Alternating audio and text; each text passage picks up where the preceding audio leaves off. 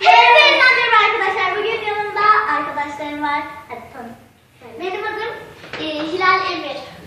Benim adım Sümeyye. Benim adım Emir. Benim adım Hazal Emir. Evet, hadi. Evet. Bugün sizlerle slime oynayacağız. Evet, 3 tane slime'ımız var. Sattığım bu kadar kaldı. Kamerayı yerleştirelim arkadaşlar. Hayır, ben şimdi değil ya. Dur, kamerayı bir yerleştirelim, bir şey yapalım. Durun. Durun. Evet arkadaşlar, birinci slime'ımız bu.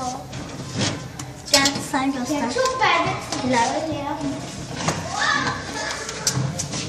Birinci slime'ımız.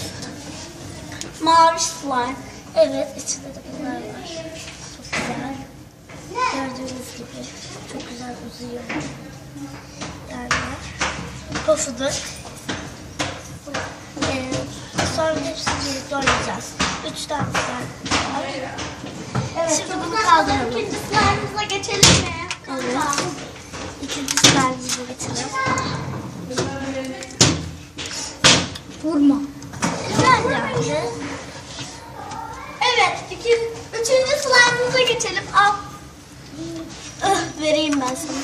Evet, üçüncü slime'ımızın birinci slime gibi ama renkleri değişik. Çok güzel arkadaşlar. Yazıyor.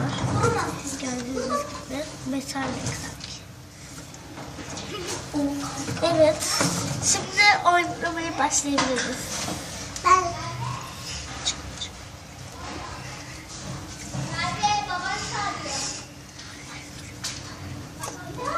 Bundan. Tamam. Kutusu nerede?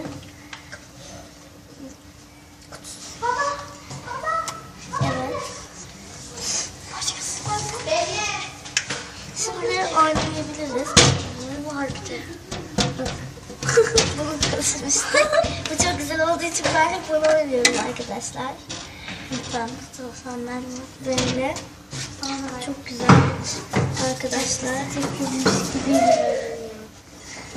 Bari Ümeyra yapsın. Ümeyra'nın hayatına gidiyoruz. Çok güzel.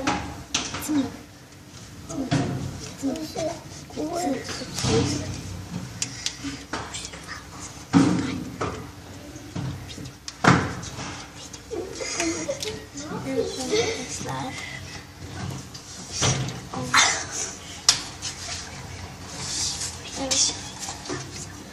Evet arkadaşlar, şimdi tekrar biz bir kamerayı yerleştirelim. Evet. Ya da yerleştirmeden herkes göstereyim. Merviş. Evet arkadaşlar. Evet arkadaşlar. Ya ben fotoğrafını ne biçim çekiyorum ya? Allah Allah. Gözükmüyor. Hayır, bir dakika. Evet. Arkadaşlar Merviş kamerayı çekiyordu. Şu anda Sümeyye çekiyor. Hilal oynadı. Tabii Hazal da oynadı. Neyse arkadaşlar, bu kadardı. Umarım videoyu beğenmişsinizdir. Kanalıma abone olmayı unutmayın. Görüşmek üzere.